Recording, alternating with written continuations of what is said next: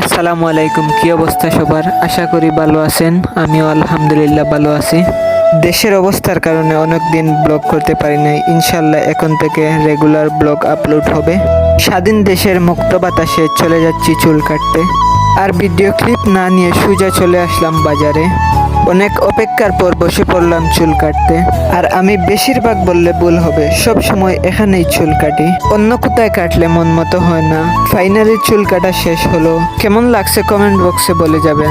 বাজার থেকে বের হতেই দেখি বৃষ্টি শুরু হয়ে গেল। হেঁটে যাওয়ার ইচ্ছা থাকলেও এখন গাড়িতে করে যেতে হবে। গাড়িতে উঠে তাড়াতাড়ি এসে পড়লাম। বেশি না, একটু জায়গা। গাড়ি থেকে নেমে হাঁটা শুরু করলাম।